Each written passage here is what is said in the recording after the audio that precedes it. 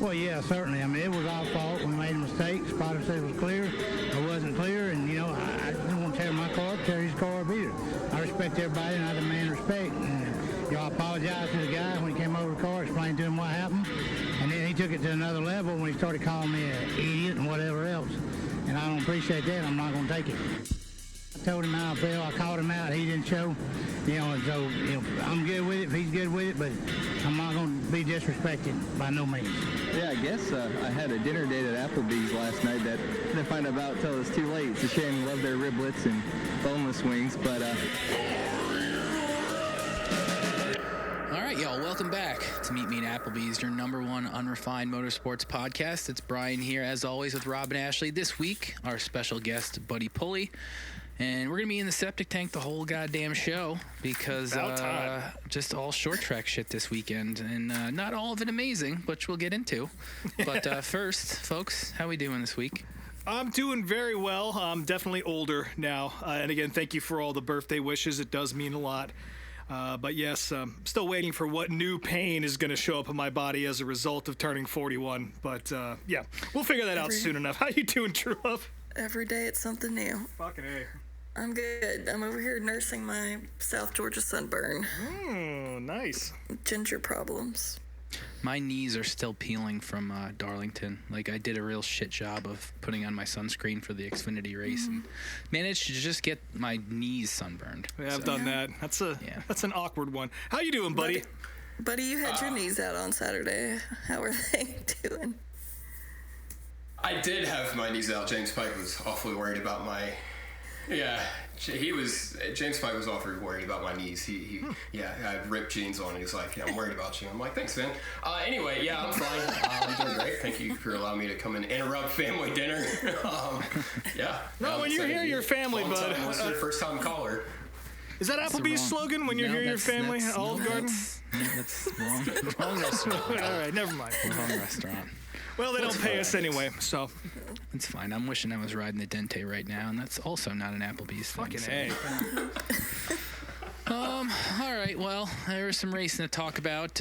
Bristol came and went, and, overall, I wouldn't say any of the three races were all that exciting, but we'll break them down for you now. Starting off with Friday night, the Truck Series.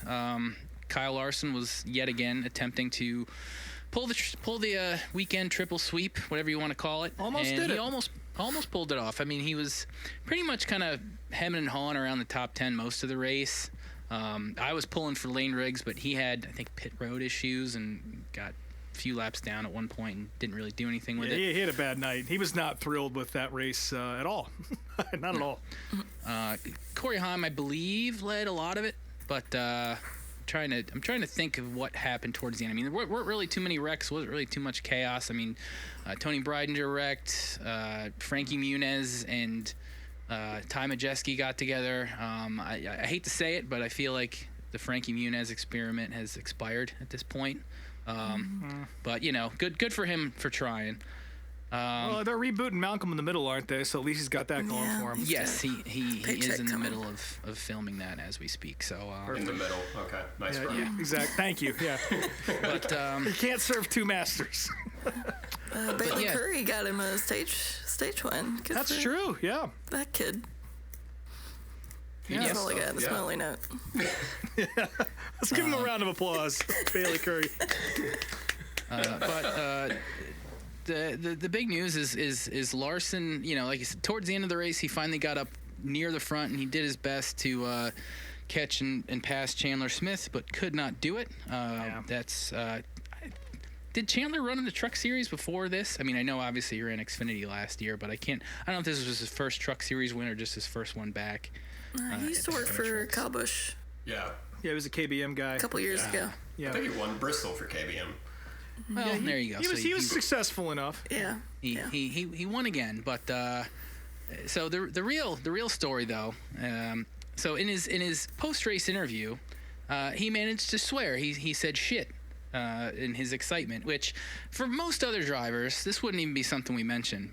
However, lest you forget, Chandler Smith was the one that last year during Beyonce's Super Bowl performance, tweeted out that this was like filth and unsuitable for children to be watching, which his kids were like 1 or 2 at the time. So for him to swear in his post-race speech, a race that probably kids were watching, was it just kind of ticked something to me. And we found out a couple days later that he's got some shit going on. He is currently in the process of getting divorced, and unfortunately the details are a bit messy. It should come to no surprise to hear that in the proceedings he's painted as a bit of a negligent father, which I say it shouldn't be surprising because a race car driver not being there for his kids, who would have heard of that before? Got married at 18, had a kid at 19. Your dad paid for your racing. But again, this is not a mark of disrespect by any means, but your career was paid for by your dad's company, and now he's going to just become father of the year overnight. I don't fucking think so.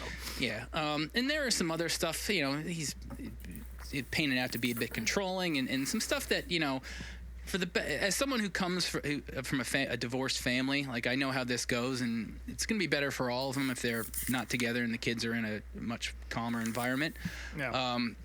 In saying that, granted, the details are a bit messy, but I don't think this should be something that, ruins Chandler's career or anything like that. If anything, I hope he goes and gets some help and figures this shit out and figures out why his wife left him. Or if he wants to be lazy, just go and find a nice trad wife. That's a thing. There's plenty of subservient ladies out there that'll cater to your whims and just be a housewife like you want. Are there trad lizards out there in the pits? There very well could be. I'll never know, but I have to imagine there's a few out there that just want to be home while the dad's out racing. So But Chandler Smith, not the best post-race celebration going on in his household He right said, now. in his victory speech, he said, "The good Lord works in mysterious ways. My life has been really, really crazy lately." I noticed he was not wearing his wedding ring anymore. So that's a bit of an understatement, I guess. But NASCAR's most ineligible bachelor. Yeah. If you're gonna be a shitty father, don't do it in front of the nanny cam. That's the one thing that came out that, like, again, we only heard her side of the story.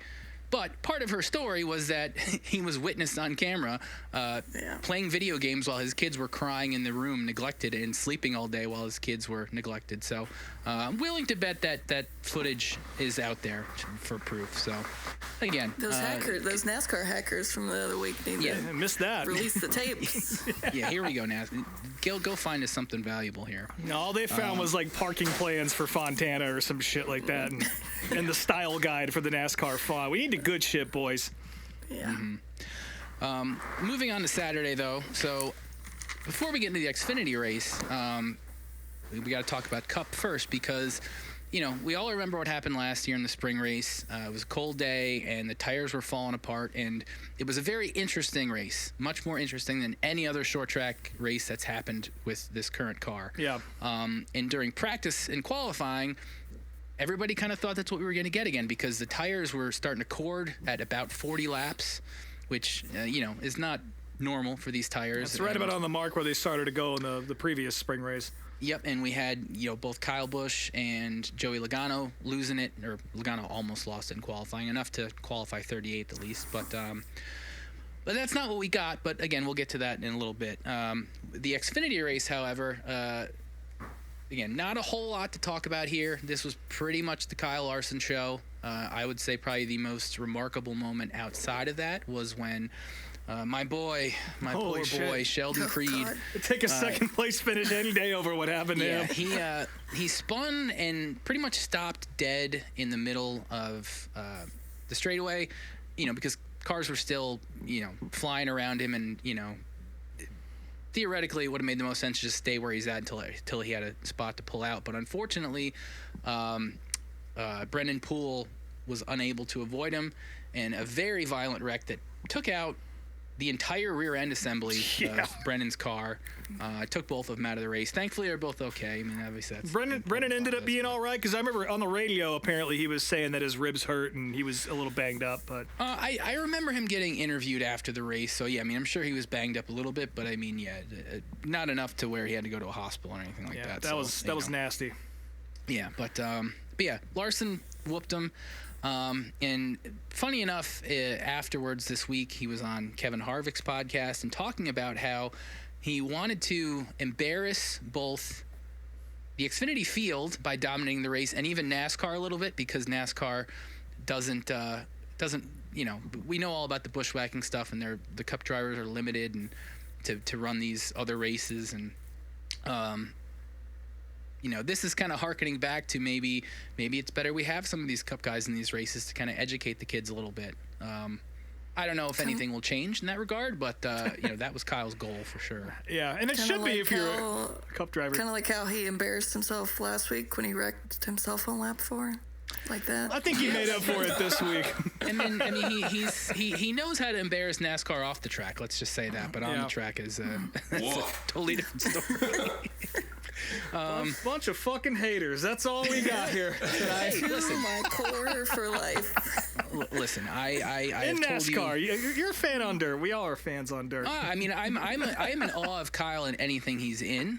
That doesn't necessarily change the past, but I am not a hater by any means. Yeah. So No, I just one thing about his comments on Harvick's show when he was saying that. I know a lot of people are kind of pissed off about that and saying how egomaniacal that is or whatever. But honestly, like, if you're a Cup driver and you're coming in the best fucking equipment in the Xfinity garage, that should be the expectation. yeah, That's your job. You should go in and whoop their asses. Because if you're not, then maybe you aren't as talented as everybody thought you were. So when you see somebody come into Joe Gibbs from the Cup Series or into the Hendrick car or one of the bigger teams, you would expect them to go out there and lay an ass whooping like that. So I think that should be the goal for anybody. I think this is a dumb, if I ran the racetrack thing. But if they're going to have guest Cup drivers come in, like I do feel the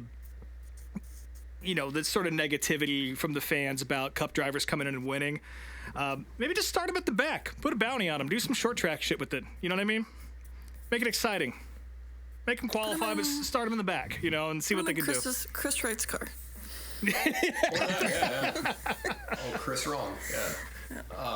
I think the basis for his argument, I agree with it a lot, though. Because we see how big the jump is from from Xfinity to Cup. 100%. But, you are right, though. He should go out and kick their asses at 17 cars. Yeah, that's something ridiculous. Yeah, if you're going around running 10th in that thing, then you got a problem. So, that should be your job as a Cup driver, 100%. But yeah, I enjoyed it. I enjoyed the ass kicking. Granted, there was a lot of racing going on alongside that, so that was kind of a third television on my phone kind of affair. But I guess we'll get into that in a few minutes here. Yeah. Also, a quick note that I didn't mention with Cup qualifying. So Clint Boyer, this is great. he had two moments where he made interesting statements that both came true and didn't come true. While Kyle Busch was on the track qualifying, he was praising how good of a driver Kyle is, and literally 3 seconds later he spins out. Yeah. Which was very funny. And then later he predicted Tony Stewart was going to win his first Top Fuel race this weekend, which he actually did. So he redeemed himself a little bit there. Yeah. A tale of two Clints. Yes. So Kyle's going to end up on in the wildlife room RCR if he keeps it up. It's true. One of Pop's trophies. Yeah. But that brings us on to Sunday, and as previously mentioned, everybody was concerned about tires, and I believe NASCAR even gave the teams an extra set of tires. They put more PJ1 down on the track, but it was all for naught because it was about 15 degrees warmer, which made the race just as boring as the last couple Bristol races. Yeah, who would have guessed that's the threshold right there? As I said on Twitter, I think the answer is let's move this race up to late February, early March, so weather won't be a question. But that is a race, as much as I bitched about being outside for cold races, if that's what we're going to get, I will bundle up and go check that out because it's probably the only way you'll get me back to Bristol at this point. But, I don't know, man. I guess we'll talk about the tire thing and if that was a good race in a few minutes here. Well, there's really not a whole lot to talk about in this race, to be honest. There really isn't. I'm trying to think. There was maybe one or two natural cautions. Cody Ware and Shane Van Gisbergen got into it. I guess Cody kind of crowded Shane a little bit, and they both got up in the Well, Shane got in the fence. Cody managed to worm his way out of that one. But Yeah. kind of a racing deal, I guess. Corey LaJoy made another start and did nothing with it. I think he got 34th. Yeah, there we go. Probably one of the last cars anywhere near the lead lap. Even saying, well, most of the cars weren't on the lead lap anyway, so he was probably 4 or 5 laps down, I'm sure. Yeah. Justin Haley had a pretty good day. Yeah, Yes, he did. the Spire cars in general all ran pretty good all day for the most part. They definitely faded as the day went on, but yeah. Yeah. And if Ricky Stenhouse, of course, after Fox decided to film his little pre-race pep talk in the hauler, just dropped like a rock. So that was really unfortunate. Love to see it. Another version of the commentator's curse coming into play here. Ryan Priest got a ton of TV time. Hell yes, he did. Trying to stay on the lead lap. And shout out to him I for liked. putting on a show. I mean, a lot of guys are just kind of laying over and letting it happen, and he knew full well the position he was in, and he fought for that every single time, and he got the lucky dog 3 times, I think. Yeah. So that was super impressive. I really enjoyed watching that, and apparently, I guess we can just get into it now. I honestly didn't think that race was all that bad. It was definitely not. It wasn't. Yeah, I wonder why. I mean, of course, I'm happy with the winner. I love that, but I think that it was. I'm not going to say it was exciting by any means, but I think the biggest problem. It's like any time you watch a race on television versus going to the racetrack. There's only certain things that are going to make the broadcast. Well, 2 of us were at the fall Bristol race, and it wasn't much different. So There wasn't Yeah. anything to look at there either. I have heard that the racing a little further back was better, and watching the guys who were actually fast cut through traffic was something to watch. But I don't know, that didn't bother me all that much. It was winner aside. Granted, I also had USAC on in the background, so there was something else to watch. So maybe that's tempering my my perception of this. But I don't know. I just feel like if this is going to happen, you're going to have slow races sometimes. There's going to be boring ones. It's a shame it's at Bristol. And obviously there's a lot of work to be done to bring the racing with the next-gen car up to a standard that we all want to see, because this certainly isn't it. I can tell you that. Well, But I think I don't know. the big debate, there were 2 debates. I mean, obviously the car, that's been an issue. The talking points are all the same. Too much downforce, not enough horsepower, Yeah. too much tire, all that shit. The other argument that came up that I was a little more intrigued by was just, is this a Bristol problem?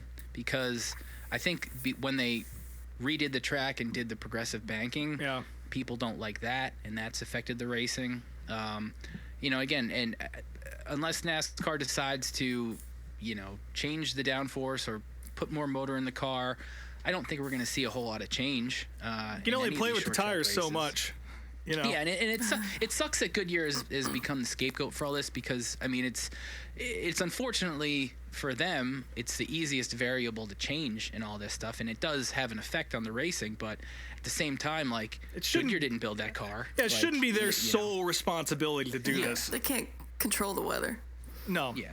And honestly, as much as we all enjoyed last year's spring Bristol race, that's not the kind of tire wear you really want to see either. You want to see it actually naturally wear and get into a position where guys are having to preserve it, rather than just you get to 35 laps and just cross your fingers that the shit doesn't explode on you, which is what was happening last year. And granted, I was watching that. Go ahead, sorry. I was watching that race last year live, and I mean at the track, and at the beginning I was like, this is Indy 08 bad. And now obviously it got better throughout the day, but I mean, yeah, that's not what we want, but yeah, we can't have this. Yeah, No. I mean, to me, Sunday was the worst that I've struggled to stay awake during a race, and I don't know how long. I'm waiting for something to happen. At one point, I was begging them to just fill it back up with dirt. people. I agree. Do it. People did 100%. bring that Let's do up. it. I wouldn't necessarily hate that. I think, if anything, maybe this is inspiration to put it back to asphalt. Who knows? Maybe. Yeah. But again, I think that it's just an all-encompassing problem with this car. That NASCAR says we're not. We're always thinking about it. Well, it's time to stop thinking, assholes, and actually put something in a plan, because Yeah. especially for as much short track shit as we're going to talk about, and how those races are so important to the sport. The races haven't been good, and also, not to get too deep into TV ratings, but they have been some of the lowest watched races of the last few years, which is not good. You know, we already lost one Richmond race. You know, I don't want to lose all short tracks, not by a long shot, but I I want the racing to be better. And you know, like I said, I don't plan on going back to Bristol unless something changes or I get free tickets again. So, you know. I thought it was funny that for the first time all year, we got an actual post race because it ended so early because so nothing quick. happened. They were forced And to then do a they post race. spent, yeah, 30 That's thanks minutes to your or old buddy whatever. Kyle. Yeah, with nothing to talk about. Yeah. So Yeah. Again, I wouldn't mind seeing the dirt either. I enjoyed it. I think it kind of ran its course a little bit. But I think the bigger piece of them not doing that anymore is the fact that the actual dirt racing events that came before it, they really aren't happening anymore. Yeah. And that was a big draw for them bringing that dirt in for a whole month because they did all the XR Nationals and everything. And the demand for that and the car counts dropped pretty severely. And I know people weren't coming out like they were because, again, the novelty wore off. So if the track can't make money on doing something big like that, I don't know, there's a cup weekend where, I don't know, a third of the capacity shows up. Is that worth it for them to make that extra effort or just run them on the concrete? You know, I don't know. They kept trying to do it on Easter Sunday too, which couldn't have helped. No. I don't know. I went to the spring race last year and I went to all 3 Bristol dirts. I don't think there was a ton of difference in as far as like the attendance wise. Yeah. Yeah. Really. So I'm all for bringing back the dirt. I thought it got better every year, and obviously the support, you know, World of Outlaws and things like that. They were going to kill somebody. Race like it did on the asphalt. Yeah. It was essentially an asphalt race after the first 20 minutes anyway. So Yeah. More or less. So yeah, any final Bristol notes before we go on to the general notes? bring the Oh, this modifieds is back. fucking good. Bring the modifieds back. Yeah, well, What the fuck are we doing? hey, that's not my call, pal. Call him, Brian. I did, NASCAR called you today. I did get a call from NASCAR today. I didn't pick up, but I know they were just trying to sell me on tickets that I don't need their help with. So. Yeah. I got this I one guy guess from Talladega that calls me every other day. Like, Yeah. Yeah, Loudon has started bugging me earlier than normal to buy tickets, and they moved that race to September, so they're getting a huge head start on trying to sell me a campsite. So, Gonna go fast. Moving on to the notes, so we have to start off with a little more sad news this week. Handful of members of the NASCAR family. John Edwards, who was, Jeff Gordon's right-hand man and later did TV work and then back to Hendrick to be Kyle Larson's right-hand man the last few years. yeah. Al Pierce, who was a longtime racing journalist. And Larry Henry, that's a name I don't know. You're going to have to fill me in on him. He's from the IMS radio network. He was the Turn 3 reporter at Indy from the early 80s through the mid-90s. Just the period that that made me fall in love with racing. And he had some amazing calls. And, yeah, he's going to be missed. All 3 of them passed away within the past week. And, all from sort of the media side, different facets of the media, but all part of the storytelling side of the sport, which is so important. And there's going to be a big hole left without these guys. So rest in peace. Yeah. However, in some better news, so Rob got a little birthday present. Not quite a birthday present, but I mean, it arrived on his birthday. So you can explain that one, Rob. So when I was at Darlington and when Denny Hamlin won, of course, we've talked about this on the show plenty of times, that Andy Newsom, great friend of the program, wonderful guy, he's a good luck charm for Denny Hamlin. Anytime he rolls up to the racetrack, Denny's typically going to win the thing. And it's happened. I mean, shit, True Love, how many have you been to? Too many, but Yeah. I've I been to can't 6. keep count. Yeah, exactly. See, it happens. Yeah. I know he was at all of them as well. Yeah. Yeah, he's a constant. Unfortunately, he wasn't at Darlington. His friends were also there, like Ross and the whole gang. They were all hanging out, but Andy couldn't make it, which is a bummer. I was hoping to see him, but anyway, Denny Hamlin decided to win the race anyway. And I filmed the video, which I put on the internet, of the burnout, and I tagged Andy, and I was like, well, you're welcome for standing in for you today to get Dennis this win. You owe me an edible arrangement. You can just send that to me whenever you want. I come home from work on my birthday, and there's a fucking edible arrangement sitting on my doorstep. And I'm just like, huh. Wonder who this is from. And I see there's a number 11 like on the card. I'm like, you gotta be fucking kidding me. And sure enough, I open it up. It is an actual edible arrangement from Andy Newsom, and I will read the card for you because it's amazing. It says, "Happy birthday, dear Rob. Thanks for standing in for me at Darlington this past weekend and making sure old Dennis got to victory lane. Hashtag hell yeah. Also appreciate the badass video you sent me of the burnout. As per requested, attached to this one is one edible arrangement. Hope all is well and that you're enjoying your birthday. I did, Andy. Thank you very much. Hope to see you at the racetrack soon. Best regards, your friend, Andy Newsom."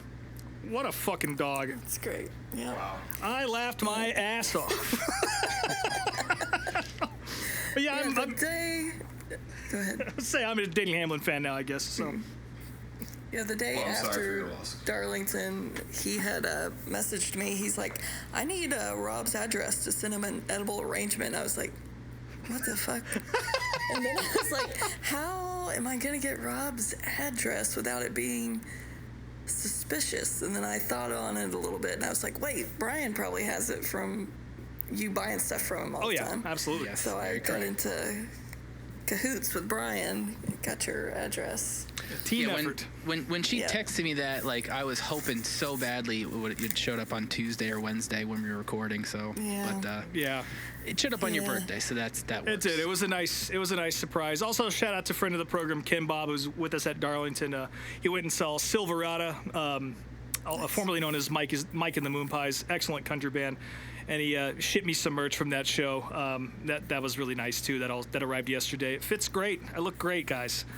Oh yeah. So yeah, a When I lot saw- of birthday love. So thank I you. saw this in the notes that Andy actually sent Rob an edible. I just stopped right there. Well, it's possible. I haven't gotten through all the fruit yet, so there could be something hiding in It's there. hidden Yeah. in there. It's a little. Okay. Well, that'd be a game changer, huh? If edible arrangements was sending around like THC fruit. I'd be willing to bet that up here in Michigan and Ohio, that's probably possible. Yeah, So it's in we'll the look game into plan for sure. Now, On to other divorce news. yeah, I was gonna say onto another divorce that this one broke the news on purpose, and it's a little mystifying. So Brian Vickers. Well, kinda. It is. Well, it isn't. It is, but it isn't. But so Brian Vickers, he's been absent from all of social media, pretty much the whole racing world for the last 5 years. And if you're wondering why, it's because his wife was Jeffrey Epstein's secretary. Yeah. Now, I'm not going to get into the whole Jeffrey Epstein story. You should all know who he is by now. Yeah. But once Not all a that good guy. Epstein shit, once all that Epstein shit broke, Bad dad. Vickers just seemed to disappear from the face of the earth, and for good reason. But in saying that, the same day all the Chandler Smith divorce news broke, he decided to put out a statement stating that he is divorced, and it was not easy, but I'm back. And his tweet. Different kind of Me Too. Yeah,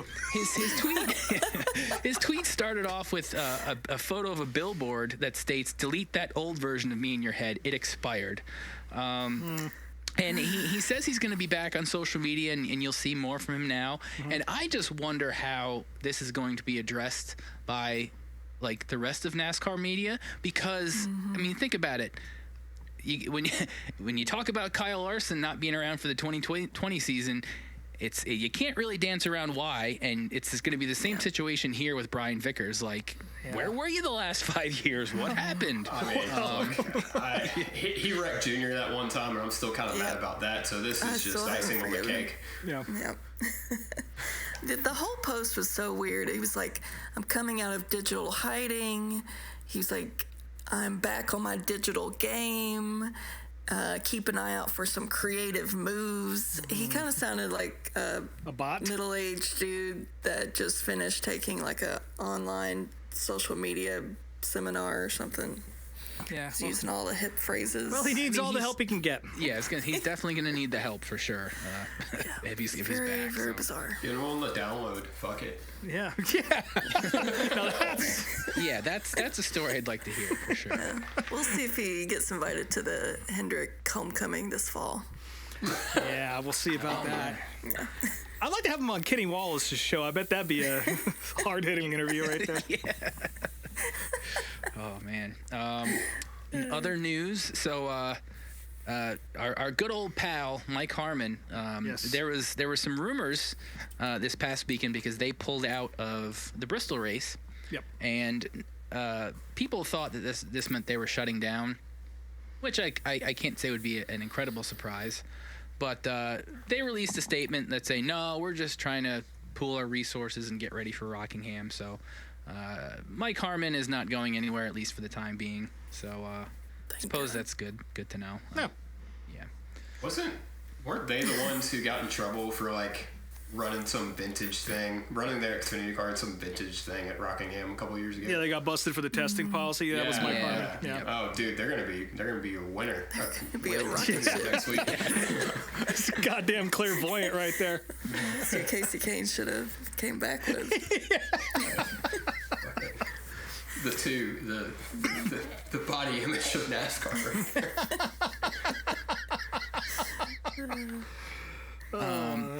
Now this, I'm going to skip ahead a little bit here. It's funny. There was a meme that kind of went out during the whole Chandler Smith thing that was like, worst possibly timed race wins.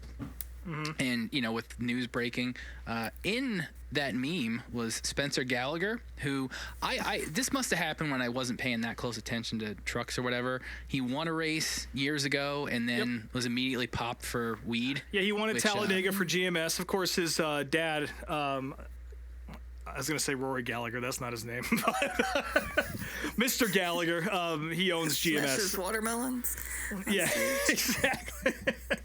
But yeah, he won Talladega, and then literally within 2 days got suspended for failing a drug test, which apparently was weed. Not a big deal, but that kind of derailed his entire career. Yeah, unfortunately. Looks like till now. Yeah, I was gonna say, looks like his career might be returning.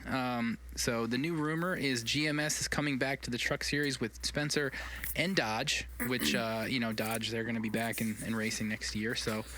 We'll see how that goes. That's good news. I mean, GMS was a big team for a long time, and it was kind of a shock to see them go away. So it makes sense for them to bring the actual son, the actual Gallagher, and the G in GMS back into the fold and give it a shot. He is running some ARCA races, I believe, this year.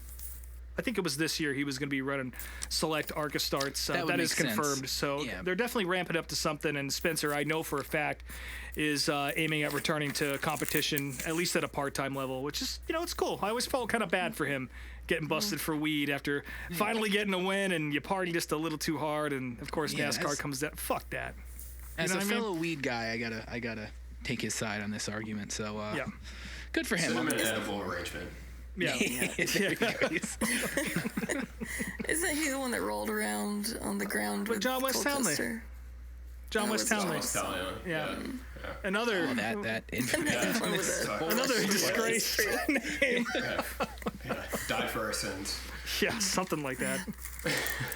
As previously mentioned, Tony Stewart won his first NHRA Top Fuel race this weekend in Las Vegas. Yes, he did. I mean, no matter what you think about Tony, he's one of the greats of all of motorsports, and definitely good to see him get a win. He's definitely our generation's Mario Andretti or AJ Foyt, guys like that. He won with the speed of 317.42 miles an hour, which is fast. It's very fast. I have a note about this Tony Stewart win real quick. After he won, there's a victory lane picture of him and his wife Leah and their 5-month-old son, and he's holding up this baby like a largemouth bass in a fishing tournament, and that is the biggest fucking massive chunker of a baby I have ever seen in my life. Corn fed. Yeah. He's wearing a little onesie that says Dad's first win. So. Taking after his dad. That's awesome. Well, See, Chandler, in more that's ways how than you do one. it. Yeah. That's how you do it. Yeah. You hold him up like a bass. At least he's holding them. Well, we haven't seen the At least footage he's yet. feeding him too. Now, Jesus. I didn't watch the IndyCar race, and it turns out a lot of people didn't either, because even on Fox, they only had 500,000 viewers, which I think was like the second worst viewing of the Long Beach Grand Prix. Well, still an of all improvement time. from last year. I guess, but I mean, again, running almost head-to-head with NASCAR. I mean, it kind of worked out again with the NASCAR race going so fast that, theoretically you could tune into the IndyCar race afterwards. But Kyle Kirkwood won, and I don't know who the hell that is. Good day to be a Kyle, that's for sure. Kyle is, he's kind of a grinder in the IndyCar series. I don't know how much funding he has. He's not one of these Formula One guys coming over, or like a GP2 reject or anything like that. I don't He think came he through the has ranks. any. Yeah, I think he's pretty broke, honestly. He came through the IndyCar feeder system. I believe he won the Indy Lights Championship and ended up getting a ride with Andretti shortly after that, and has been kind of grinding his way to the top. And this isn't his first win, but it was certainly probably his most impressive. He dominated that race. And again, great day to be a Kyle, apparently. Mm-hmm. And Long Beach is such a cool event. Even though it has such abysmal TV ratings and they've had a hard time getting anything but the 500 to get over 1 million people watching it, that race still brings in one of the largest crowds in the United States or in the world for a motorsports event. So definitely very cool. I'd love to go see it. And of course, IMSA's there too. I didn't pay attention to that at all, but yeah, hell of a race, apparently. Like I said, I only watched about half of it since I was focused on the Zen garden that was the NASCAR race, getting lulled to sleep. But And then, rounding out things, we've got a couple returns. Catherine Legg is going to be back in NASCAR. I forget how many races she's running, but I think a handful of Xfinity and a couple Cup, maybe. Yeah, she's doing 5 Cup races and 7 Xfinity races, and they're all at different tracks. It's not like the same weekend. she's going to Mexico. Yep, going to Mexico, and driving BJ's car too. So. Yeah, that's a little more her speed. She comes from sports car racing and road racing, so I think definitely a much better place to drop her in than Phoenix. That's for sure. Yeah. She's running Chicago too, so that'll definitely play into her strengths as well. Exactly. Yeah. She's definitely on a mission to sort of repair her reputation after Phoenix. That's for sure, and I think she'll do it. Coming for the double next year. Seriously. And the final return, NASCAR is returning to the Rock this weekend. That's right. After over 20 years off of all the schedules, both Xfinity and the Truck Series are going to be running this weekend. Everybody's going to have Easter Sunday off. And Has it been 20 years, really? No, Yeah, they over ran 20, 2 truck races back in 12 and 13. Oh, that's there we right. go. Yeah. So- Yeah. But yeah, over 20 for Cup. I was wanting to go to this, but yeah, my budget and time just doesn't really work out. But they sold out the Xfinity race anyway, so Pretty cool. that is pretty cool. I mean, that never happens at all in Xfinity races anymore. So very good to see. But are you taking a little that, train ride? Yeah. I am not going to take a train ride because I thought it was going to be. I thought it was going to be 25 hours round trip. No, it's 25 hours each way. Yeah. I was like, come on, man. It's only like an hour and a half from the house, but Yeah. I'm excited to Rockingham, though. I hope they repaved the track and added lights. I hope they upgraded the bathrooms because my sister wrote something on the bathroom stall wall back in the last Cup race there, and then when I went to the truck race there 10 years ago, it was still there, and the bathroom still sucked. So, Nice. yeah, I don't know. Yeah. No, But, you have it'll to be track good. it down. Yeah. I am very disappointed that you're not taking the train, though. Yeah. I do have a friend that is taking the train, so Okay, well, give us Yeah. updates via your friend. Yeah. I will. Yeah, if he misses the train, I'll phone him in. Okay, Perfect. Thank you. Yeah. Well, this Rock return actually leads us right into the Darf of the Week because this brings up probably the one thing that I'm not happy, or I am happy I'm missing. Yeah. So Rockingham is not going to be allowing in coolers and your own beverages, which, not to say it's one of the main appeals to go to races, but I mean, especially for families and stuff, helps. Yeah. It helps a lot being able to bring in your own food, your own drinks, whatever, whether you're drinking or not. Like, just being able to bring your own stuff in is a big thing. And, that's been a problem at Nashville and a handful of other tracks, but thankfully the majority, or at least all the ones I go to, that's never an issue.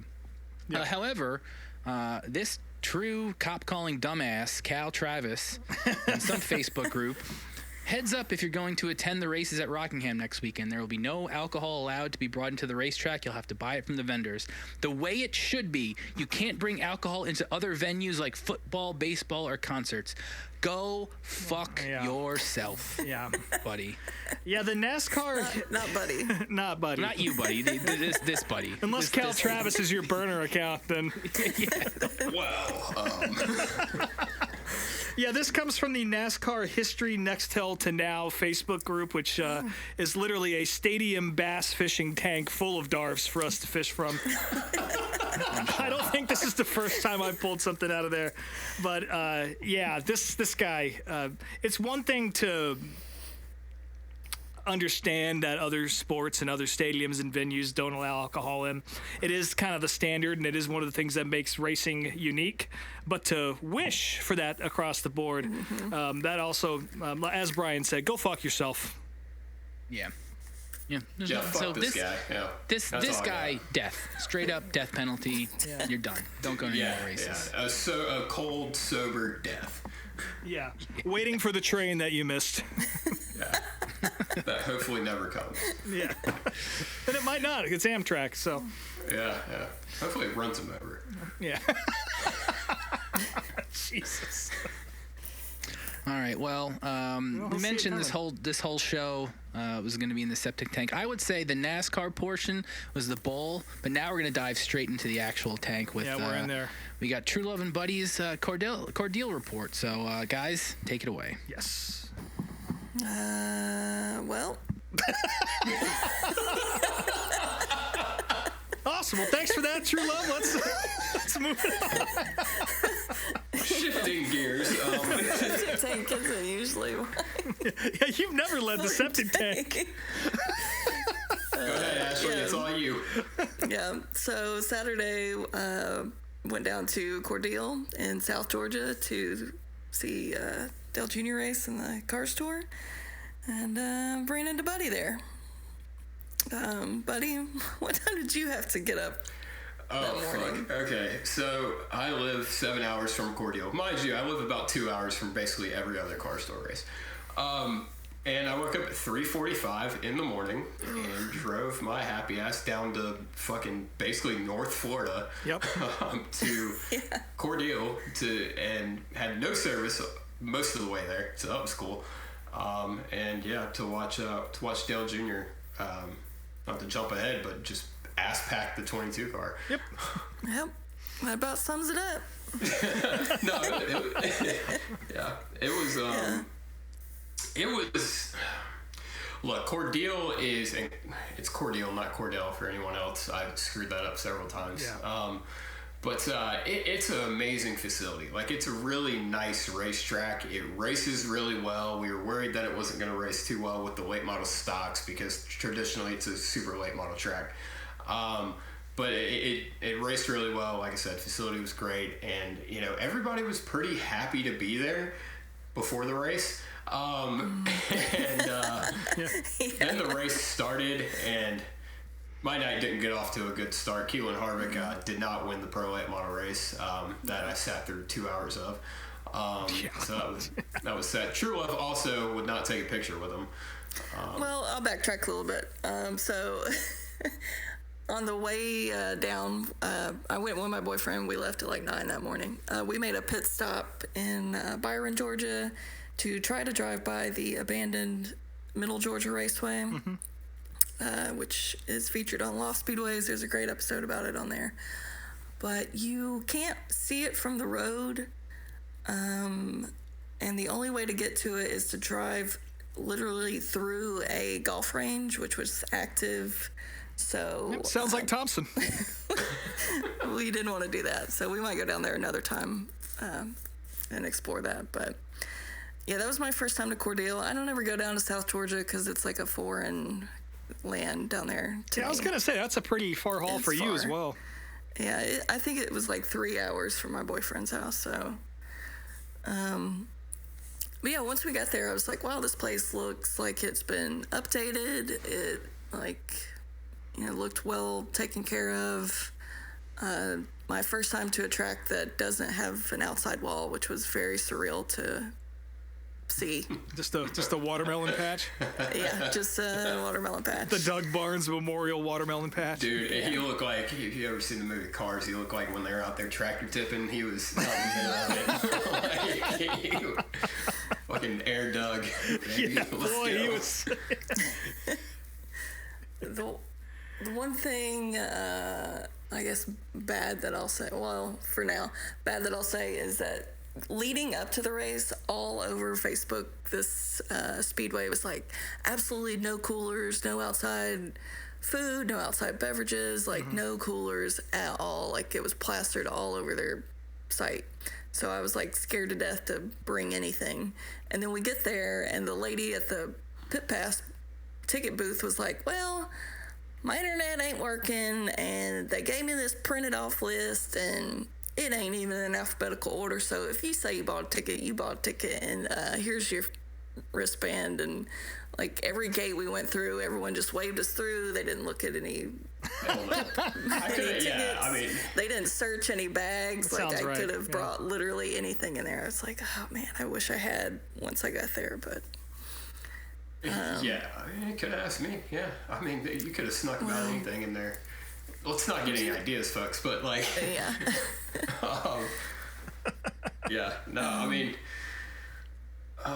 the race. I mean, everything wrong with this was solely on driver talent and just the series in general, which sucks because I dick ride the Cars tour like no one else. Yeah.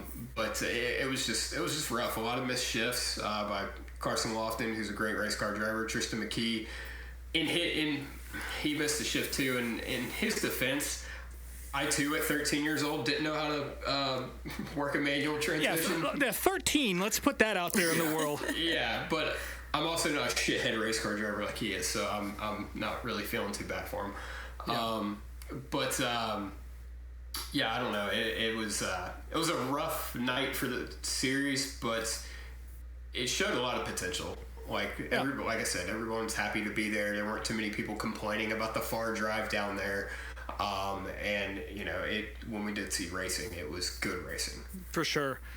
My only complaint from home, aside from everything you just mentioned, was, and again, I understand the need to try and shine a light on your local divisions when you bring a touring series through, but there was a lot of it.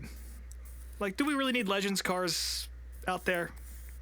You know what I mean? Need 2 classes of them. We don't. Yeah, exactly. Yeah. Do we really need all that? Especially when these shows tend to run long anyway. And I know that the Cars Tour and Dale Jr. said this. They look at High Limit and other short track series in the dirt world that are able to get their shows done at a reasonable hour, 10, 10:30, 11 o'clock at the latest. And a lot of those do that, particularly High Limit, by not having support divisions or at least minimal support divisions. So I feel like, again, you want your local guys to get a chance to shine on the big stage. But again, when it's already 7 o'clock and we're, scraping fucking Legend cars off the racetrack. True Love, didn't you say you saw one hit at the infield tractor tire and like? Yeah, I got plenty more to say.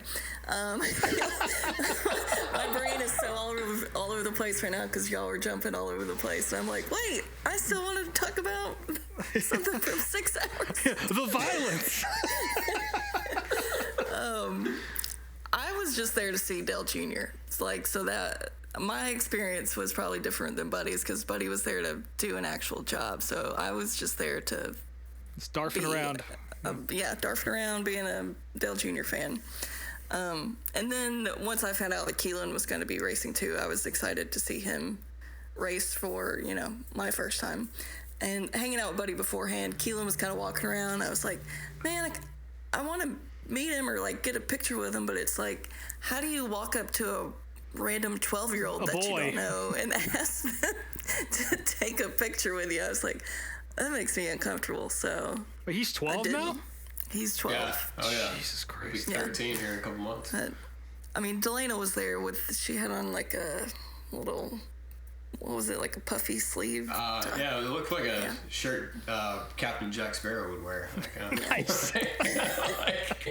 real puffy, real stern look on her face. Hell yeah. Yeah. Dale Jr. came out at one point and stood next to his car, and there was a long line of people that had been hanging out there, like waiting for autographs or to take a picture, and he stood there for a very long time. Like, he was going to stand there until he signed every single thing that every single person wanted signed.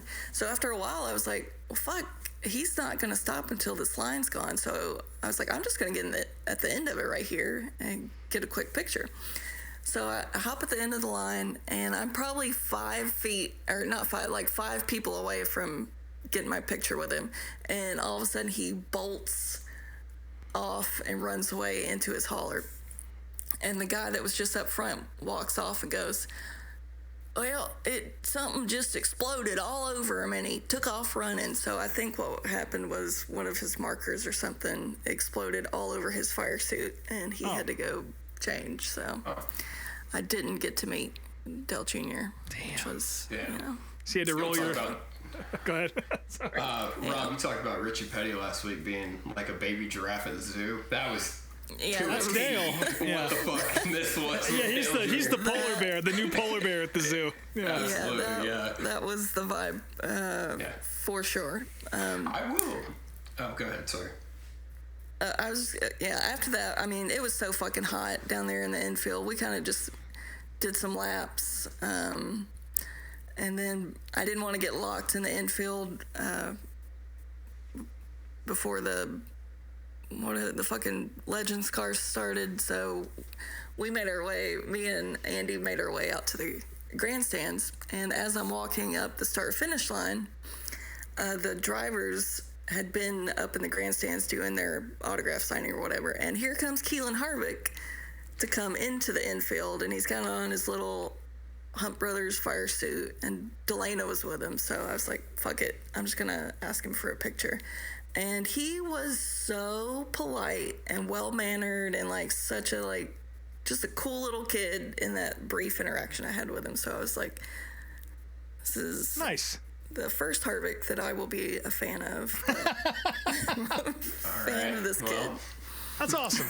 I was wondering where that was going, if he's going to be a dick or No. you talked no, yourself he was out great. of getting a photo with the child. But yeah, so we went up and sat in the grandstands. We found a seat up towards the top near turn 4. Had a great view of the watermelon patch.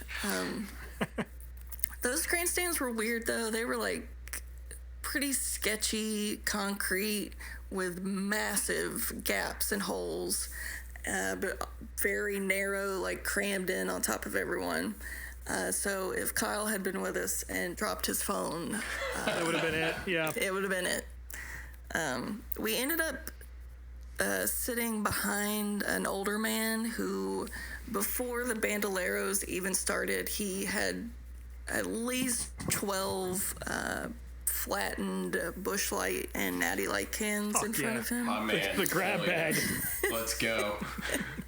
Yeah, I could already tell that he was kind of like not aware of his surroundings, like kind of swaying and like Before he got drunk. yeah. So he was yelling the whole fucking time, but like the Legends cars and the Bandolero started, and even on those restarts he would stand up. I was like, dude, Yeah, this is fuck not down. worth standing up. Standing up for the Bandoleros restart. But yes, during one of the Bandoleros races, one of the kids he spun out near the pit road entrance and sideswiped the 2 water barrels that they have sitting there, which flung him up in the air upside down, and he did a flip, which was so insane because the roofs on those things just flop open as soon as Get a little hatch. Yeah. anything happens. But Yeah. Ode to child Ryan lived. Priest. The child lift. Now, hold on, though, because we're talking about the Harvicks, and you finally mentioned this guy in the stands. Yes, I was just getting to Yeah, I was curious what exactly he said. So this guy was not a Harvick fan, a Kevin Harvick fan, and he was taking that out on Keelan. So This bastard.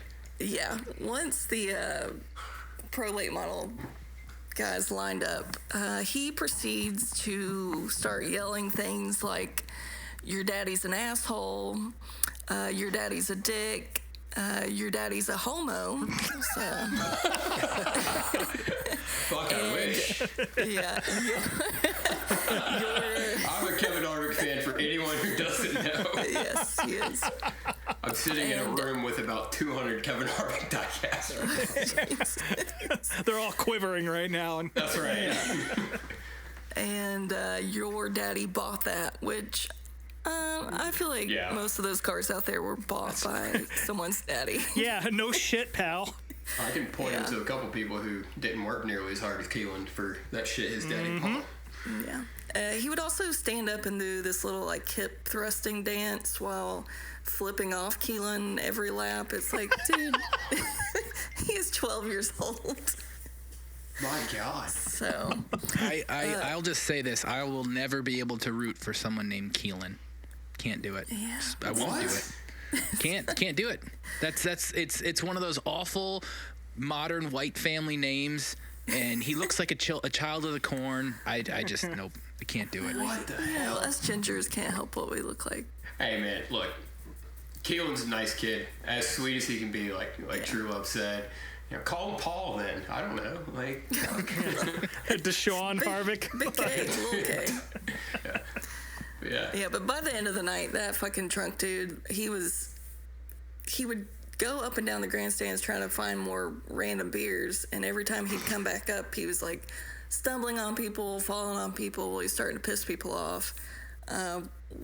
So since you couldn't bring your own food, the concession lines to get a cheeseburger would take you an hour and a half. One of his friends, one of the drunk guy's friends, stood in line for an hour and a half to get this man a cheeseburger and some popcorn. And he comes back with a Gatorade, and the guy's like, "I don't want no fucking Gatorade. I'm drinking Budweiser." And the guy was like, "They're out of beer." He's like, "Oh, I ain't drinking no Gatorade." And so he starts like trying to give it away to some kids sitting next to him. It's like, Here, have this. Maybe that Darth on Facebook was on to something. Yeah, maybe. starting to change my mind. Yeah. This guy disappeared halfway through the night. No. I never saw him again. Good. But his got friends hit by Doug continued. Barnes' car. Yeah, he's out in the watermelon patch too. Yeah. So I had a little in-race entertainment. That's good. Another one of my favorite parts that I found very entertaining was before the big races start, Cars Tour brings out this inflatable tunnel. And watching Carson and whatever little right-hand man that she's got working with her, Chris, flopping around on this inflatable tunnel trying to get it to deflate and roll up. Yeah. it's Also quality entertainment. Carson running, with her running the tour, she does a great job, but she fights battles every week, like having to deflate that thing, and then she can't seem to really know how to work the confetti cannon right in Victory Lane, like ever. So she pretty much always misses. Like it's like they take the pictures and then the driver drops down and then you hear pop. We finally got it. Yeah, there's not many people working on staff for the Cars Tour, so they all, from what I gather, they work pretty hard. They do, yeah. There's also a huge full moon over the racetrack, which seemed to kind of set up the evening ahead. The spookiness. Mm-hmm. Yeah. Who won the Pro Late Model feature? Tristan McKee. That's it. Yeah. Mm-hmm. Yeah. So. Still haven't figured out how Gainbridge gets all their money, but he was in a Gainbridge car.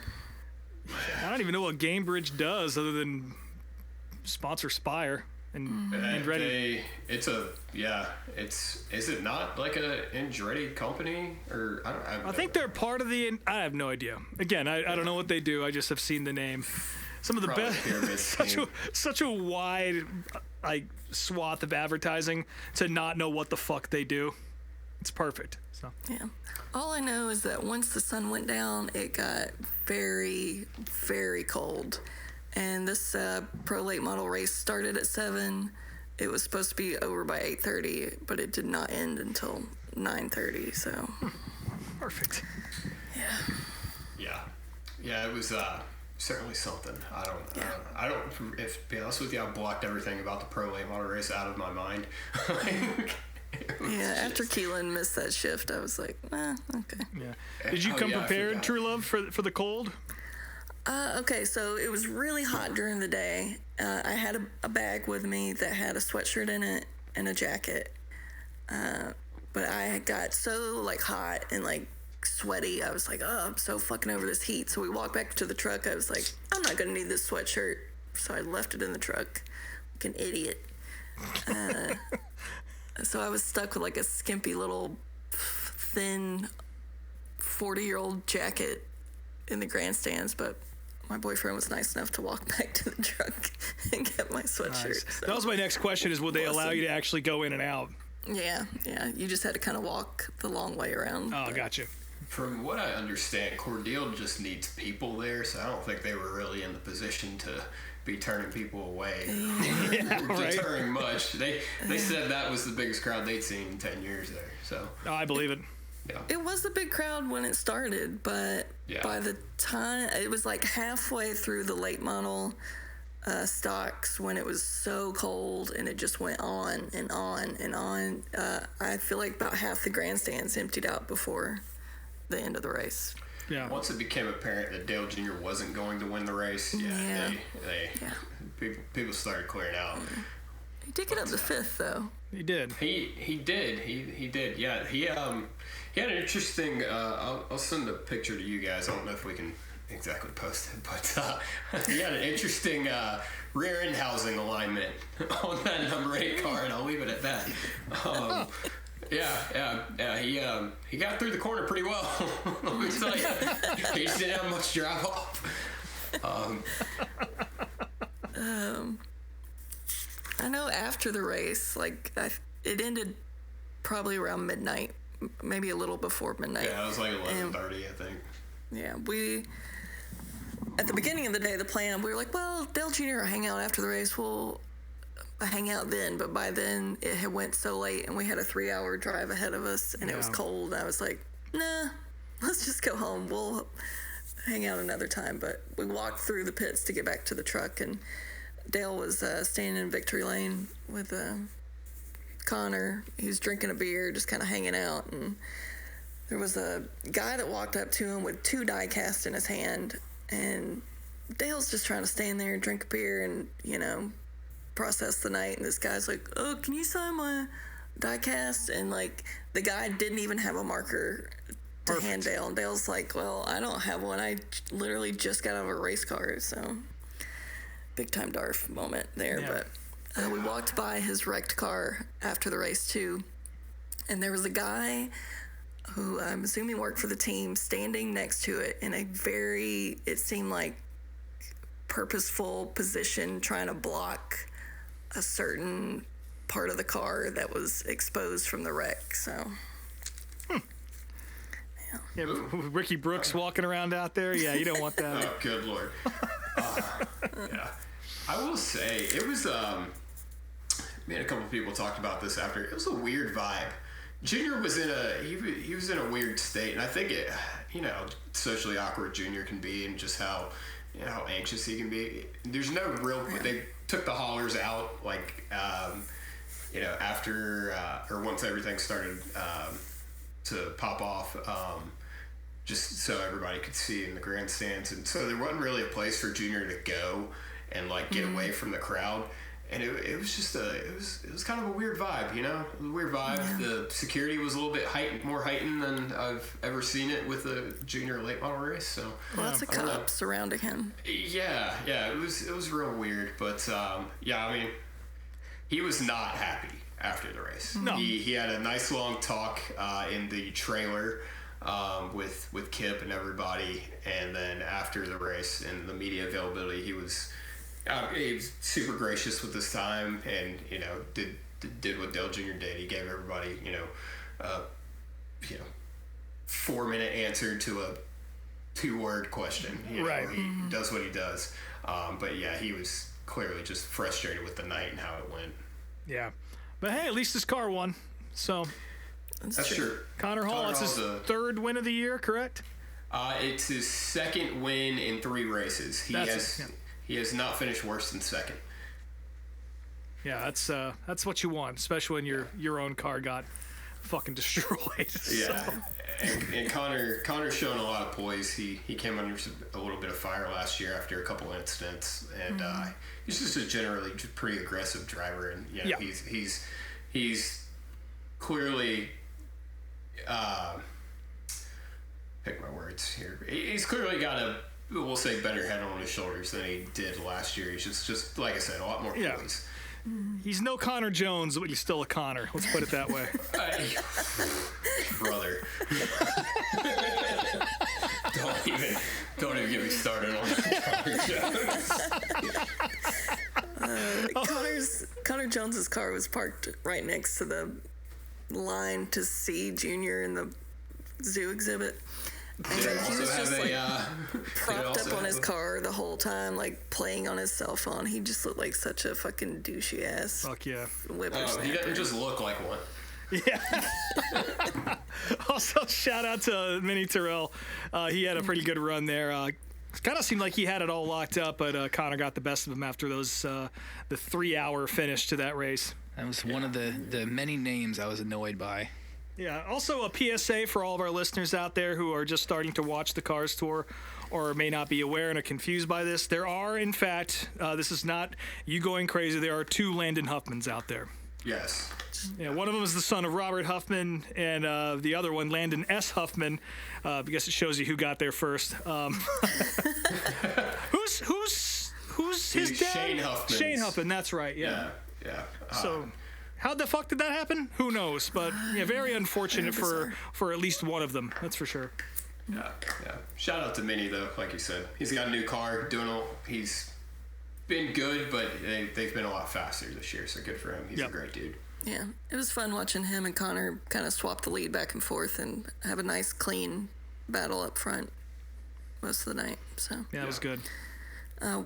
You mentioned that they empty the haulers out before the races started, so you can kind of see everything. And a note that I had, my perspective from sitting in the grandstand, they empty out the infield of all the haulers, and all you see all race long is 4-wheelers with safety workers on them absolutely hauling fucking ass through there at 1,000,000 miles an hour, while there's just droves of children on razor scooters weaving in and out. I was just waiting for something terrible to happen. Grand Theft Auto. In the darkness. Hey, at least the kids on razor scooters had somewhere to go. I almost got hit a couple times. I'm like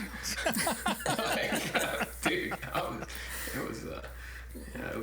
it was a battle all night long, in and off the track. Yeah. There was another instance. I can't remember which race it was in, but at one point they had to put Speedy Dry down all around the entire length of the racetrack, which took forever. And they basically had the equivalent of one man on a 4-wheeler driving around with something with the power of like a hair dryer on it to blow it off the track. It took forever. He's got his wife's Con Air taped to the back of it. Yeah, pretty much. I mean, that's I was trying to get a bag of that kitty litter, but they were using it, man. They used it all. Yeah, fuckers. They would have taken yours. Yeah. But other than it taking forever, I still enjoyed my time there. It's not very often you get to go to a race and watch a car literally sail its way into the middle of a watermelon field. No. So.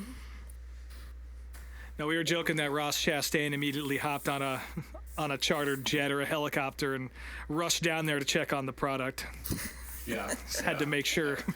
I'm shocked at the prevalence of watermelons in the racing community nowadays. Yes, not something I saw coming. But it's here, and hey, who doesn't like watermelon, you know? That's right. Yeah, well, I enjoyed it from home. Again, same complaints as you, only I was a little bit warmer. But the broadcast was great. Again, anytime Dale Jr. goes to a short track in the middle of a fucking field somewhere, I think people were still worried about what happened at Florence, but this was definitely not the case. It was a perfect broadcast. I don't think this one was free like the Florence race was, so it's probably had something to do with it. But still, it was a good show by Flo, and I enjoyed it from home. Especially with so much other racing going on, I kept that one on pretty much the whole night, despite all the issues. The whole night, yeah. Yeah. And afternoon and morning. So it ended so late, I checked to see what time Formula One was going to be on, because I figured I'd made it that far. But I told everybody. I was like, I had a 24-hour day that day. They're like, wow, you got back home at 4 o'clock in the morning. I'm like, no. I got to Waffle House at 4 in the morning. Yeah, I was still in Cordele. Yeah. Incredible. I think we got home around 3 a.m., so it's about a 20-hour day for me. But Yeah, well, I guess your trip down there lasted about as long as Ricky Brooks' trip did, because I guess he's already out there. He was working with Cordele, and he's already left the Speedway, so I guess that didn't go too well. But Who is he, by the way? well, Ricky Brooks is famous for being the tech guy at Five Flags in Pensacola. Oh, okay, yeah. And okay. the Room of Doom and all that, and he's notorious for being super anal as a tech man, and he's thrown pretty much everybody who's ever won the Snowball Derby has been thrown out by him, or at least if you ask people, it feels that way. But he's a perfectionist, and say what you will about him, but he does work his ass off, and he does make positive changes to tracks, and he also bounces around a lot. So I guess that shouldn't be a surprise. But 24 hours has got to be a new record. So Yeah, he was. I didn't know who he was at the time, but he came up to our little powwow of a circle jerk media center we had behind the car store hauler, and next to the women's restroom. yeah. yeah, exactly. I should stop saying that. But he walks up, and he's talking to a couple of people, and they were just like, "You really leaving?" And he's like, "Yeah, I'm sick of being micromanaged like a fucking something other." I don't know. I don't remember exactly what he said. Off but into the yeah. night, off into the watermelon patch. Exactly. Yeah, I couldn't hear. He was. Hey, I don't know. While he was micromanaging what people were allowed to do during the anthem and the prayer. Hey, yeah, apparently, yeah. What did he say? There will be consequences Well, if you don't take your hat off?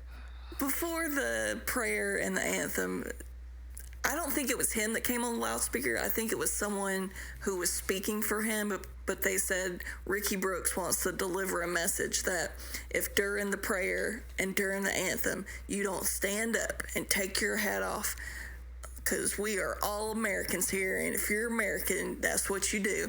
If you don't do that, or if you don't want to do that, you can go to the ticket gate, and Ricky Brooks will personally hand you your money back. So it's like, all right, dude. Yeah, maybe Ricky didn't take his hat off, and that's why he left. That's why he likes to God damn it.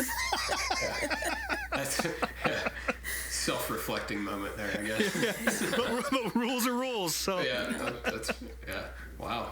Yeah.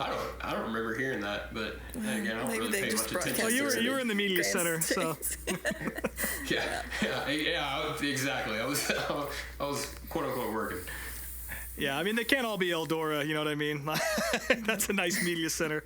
Another big piece of news coming about the Cars Tour here, and Buddy, maybe you have some more context to add to this, but over the weekend they announced a $50,000, I was going to say reward, purse for the winner specifically for the Hickory Throwback Weekend. I believe the Pro Late models will take home $30,000 to win, plus $2,500 to start for everybody who shows up. That's the biggest number I think I've ever seen in late model racing. So Yes. that's going to be fucking cool. And do you know when that race is? I forget when the Hickory Throwback It is. August 2nd. And Nice. yes, you are correct. It is the largest purse in pavement late model history.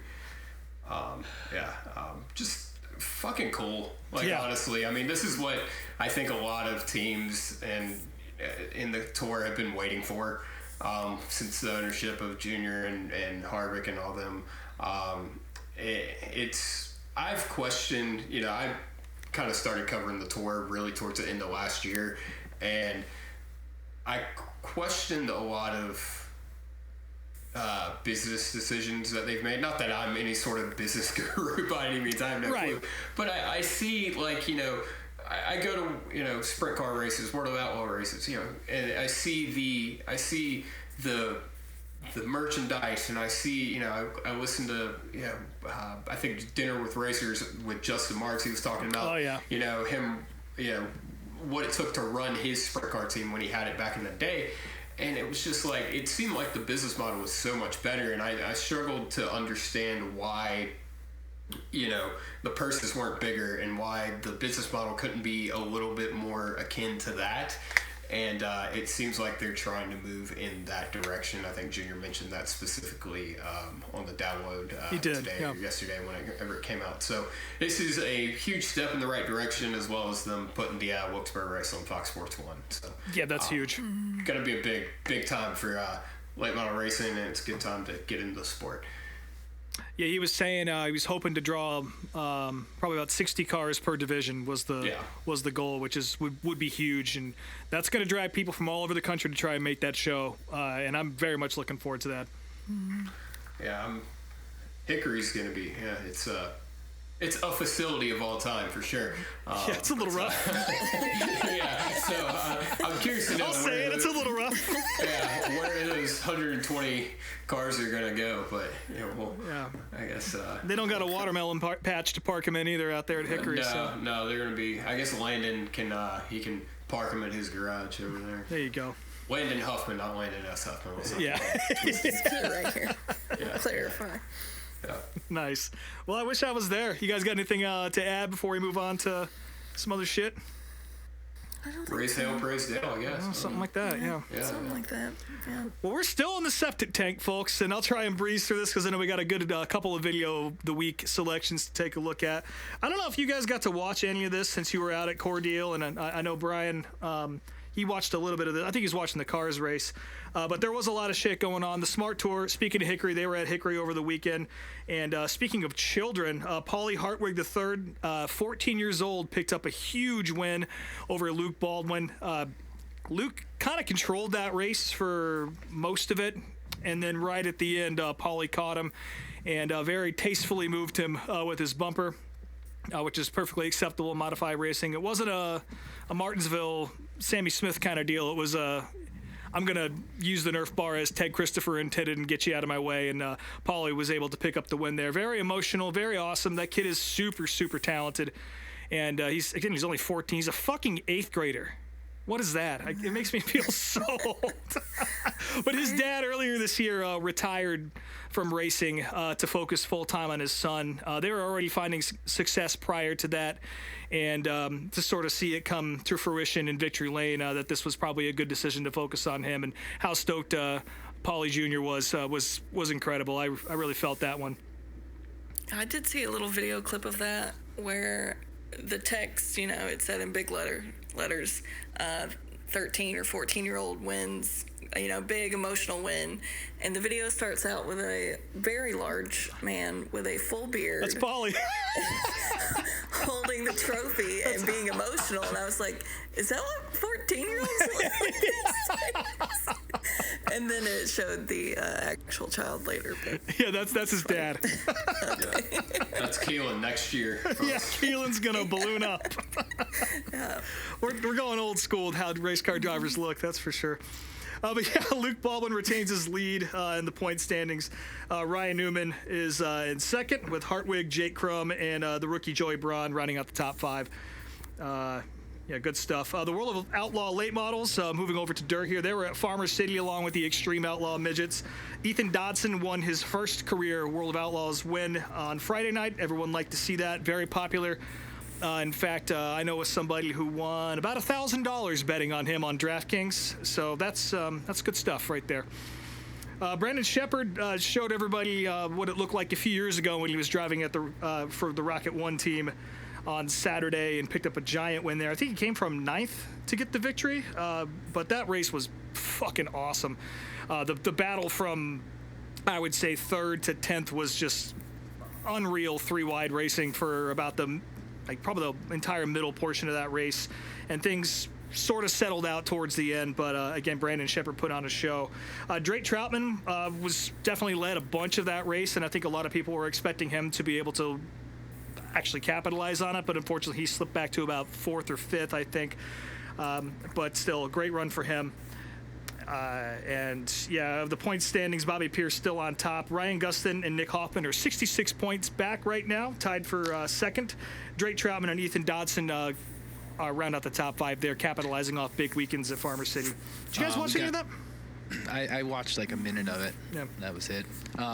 We do got to talk about the new Lucas Oil Late Model Series title sponsor. The World of Outlaws. Lucas Oil is Lucas Oil, baby.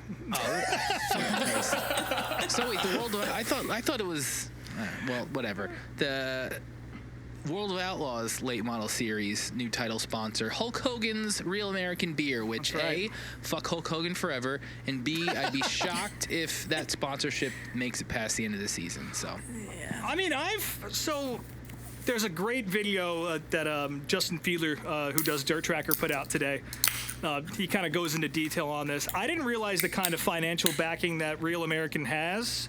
I guess the parent company of the WWE has a big stake in that beer, as well as they have some ABEV executives that work for them now. And it seems like they're doing a pretty big national push across similar sports. So I think they work with the PBR, they work with UFC, they work with, of course, the WWE.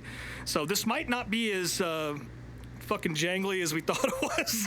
well, but still, we'll see. The WWE write checks? I don't know. Hulk Hogan sucks, and he has like just horrible. His appearances have been bad. He didn't show up for the NASCAR race, and the beer sucks. All it is just shitty, like Budweiser style lager that's like $3 more than Budweiser. So Listen here, brother. I like me some Budweiser. What was that tweet you sent us? Better hope that check clears, brother. But yeah, that's a mouthful of a series name right there. Sorry, True Love, go ahead.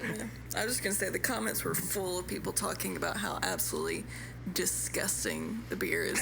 Like, straight up horse piss. And does the World of Outlaws series, did they run at Bubba's track? They do go to Ocala. Okay, but so I don't know. so Does Bubba still own it? That's the thing. Yes, he is. That's the thing. He is, because I looked this up during the winter when they were racing there, because like it wasn't called Bubba Speedway anymore, but he still is actively involved in the track. He's just, they took his name off of it. But yeah, that is incredibly ironically funny that Hulk Hogan's beer company is sponsoring a race that's going to happen at Bubba's track. That is exactly. hilarious to me. Is there something that I missed there? Is there beef? So Hulk Hogan fucked Bubba Long Sponge's wife, and that led to the Gawker lawsuit and all that. There's an entire documentary about this on Netflix. There'll be an entire documentary that we make about it as well. And worlds colliding. Not only did Bubba let Hulk screw his wife, but that's also when the racial Hulk Hogan dropping the N-word came out from that same tape. So yeah, it's good stuff all around. I bet the test date money is going to be outrageous.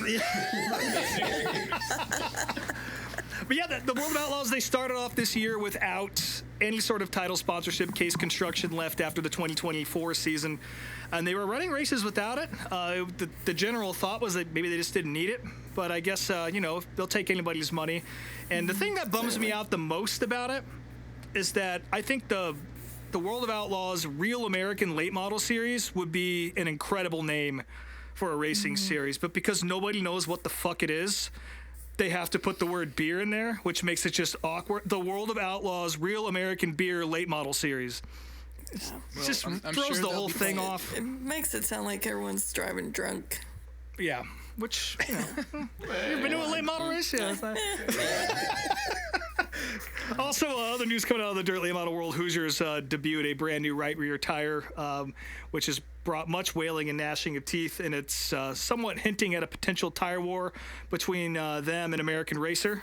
This doesn't really affect World of Outlaws or Lucas Oil or any of the big tours, but certainly the regional series and standalone events where American races are allowed because they don't have an exclusive contract with Hoosier. This could change things. And apparently this new tire is based off of the American Racer. So even if there's not a tire war between those two, depending on which one works better, whichever a lot of drivers tend to think that the old one's going to work better, you're going to see guys like Bobby Pierce, hanging out behind fucking Town Fair tire trying to find these things, the old tires, and stock up on them. So, yeah, interesting stuff. I'm sure we'll talk more about it in the future. And again, if you guys want awesome, well-done dirt track racing news that's better than this, Justin Fiedler is incredible. Dirt Tracker's the channel. He, in the same video where he talks about the Hulk Hogan beer sponsorship, he goes into this in pretty great detail, and I recommend watching that. Again, the World of Outlaws midget series, the Extreme Outlaws, they were at Farmer City too. Jacob Denny and Carter Sarf got wins. USAC Silver Crown was at Terre Haute on Sunday. It was a very dusty Terre Haute, as it tends to be, in the middle of the afternoon, so you really couldn't see much of anything. But it was still a pretty great race. Ricky Thornton Jr. made his debut in a Silver Crown car. That was pretty badass. He qualified, I think it was 6th. And he kind of, I think he got caught up in an accident. He didn't get banged up too bad, but he definitely dropped back. Mitchell Moles got quick time. Dason Pursley was putting on a show. Unfortunately, he bounced off the cushion and almost flipped, but kept it rubber side down. And unfortunately, he was out. And Logan Seavey picked up a big win there. These Silver Crown cars are so badass. So badass. And I recommend, if you have a Flow account, checking them out whenever you have a chance. World of Outlaws were at Peevely. Carson Macedo got Logan Schuchart on night 1, but Logan Schuchart ultimately picked up the big win on Saturday night. David Gravel remains on top of the point standings with Carson Macedo back by 64 points and Logan Schuchart another 10 points behind that. Only other piece of sprint car news I have to offer is that Tony Stewart's team, of course, they fueled the car for Donnie Schatz. They seem to have abandoned their partnership with Ford. It's not been going good. It's been dog shit. They've been running terrible, and they've decided to not do that anymore. And a lot of people were wondering, if this was a permanent thing or just temporary. They started doing it for the Lawton race, and all the Ford logos are gone now. So it seems like they're moving back to other power plants and still trying to figure out. So hopefully Donnie Schatz can find some speed, and those guys can get back on their feet. Because that Ford program just didn't seem to go all that well. There are a couple teams still running it, but still not finding a lot of speed. So we'll see how it happens to Ford going forward, because Tony Stewart was definitely the biggest supporter of their engine program. There's a lot of tracks opening this weekend. Of course, 3 of the biggest in the country, Eldora, Bowman Gray Stadium, and Fonda, are all opening up this weekend. Eldora, of course, with their just the local stuff, and then Bowman Gray needs no introduction. The World of Outlaws are going to be at Knoxville for the first time this year. The Spring Nationals at I-75, you're looking for some dirt late model racing. Brandon Overton won that last year, and we should see some pretty big teams coming through there, just based on the fact that Lucas and the World of Outlaws Real American Beer late model series are off this weekend. Mars is going to be at Cedar County, and of course, what I'm most excited about is the Wheel and Modified Tour is going to be at Thompson. Well, if you're listening to this now, it'll be Wednesday. It's tonight. The second time it's been rescheduled, and they finally settled on a Wednesday that's still going to be 30 degrees. So fuck it, I'm going. I don't care. It's going to be a great race. I think the car count's going to be hurt a little bit based on the fact that it's midweek now, but we should still be seeing some pretty big teams come through for that one. And I got an eye on Patrick Emmerling to win that one. And then this weekend, the Northeast Classic is up at Loudon. Of course, that's a co-headline with the Pass Tour and the American Canadian Tour. Always a great show, and they also bring street stocks out there to run on the Magic Mile, which is fucking insane. I'm surprised they haven't killed somebody yet, but it's a fun show, and I think I'm going to go up there if the weather holds off. It was kind of 50-50 last I checked, but if the sun stays out and it's not 30 degrees, I will definitely be up there. And I guess that's it for the short track septic tank, an extended version. We're now at the bottom of the bowl. We're floating all the way down in the trap, so we're going to go ahead and flush this thing on down and move on to our Video of the Week segment.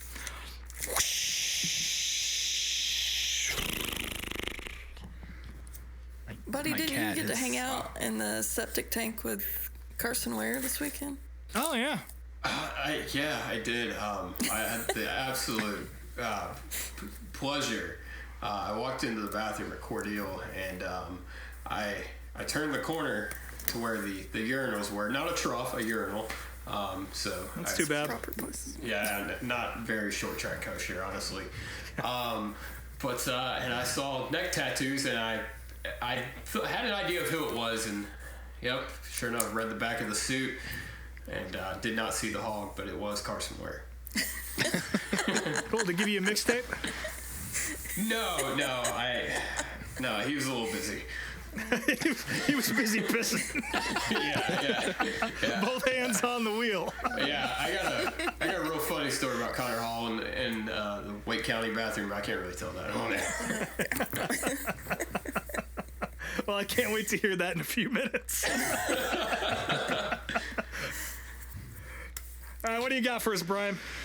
All right, so videos of the week. I got to preface this with my brain was in a bit of a fog last week after my Darlington weekend, and I got my memories mixed up a little bit here. So my goal when picking these videos was I wanted to talk about the Bobby Hamilton, Dale Earnhardt battle at Rockingham, and I picked the wrong race, and I didn't realize this till I was watching RPM 10, and I was like, wait, they raced on a Monday. I don't remember that. And like, wait, that's not the throwback car. Like, fuck, I fucked it up.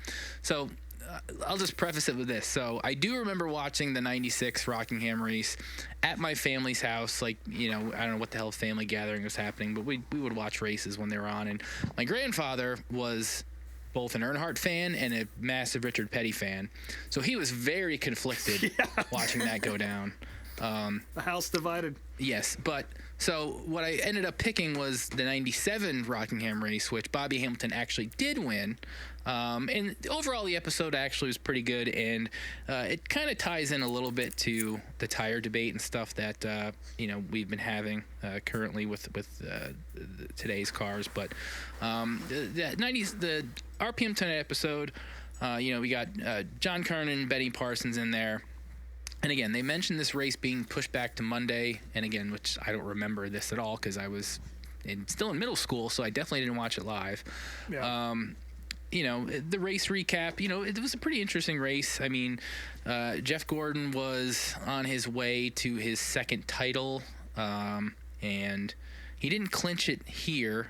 He did have a kind of a rough race, but there was still a battle with him and I think Dale Jarrett, I want to say, for the championship that year. There was an early wreck with Jimmy Spencer and Ricky Rudd. You do get John Kernan kind of throwing shade at Rick Mast and Dick Trickle a little bit. He's like, some guys up front you don't see there too often, which, sad but true, I guess. Jeff Burton and Dale Jarrett were trading lead for a while until Jeff Burton got penalized in pit row and he later wrecked.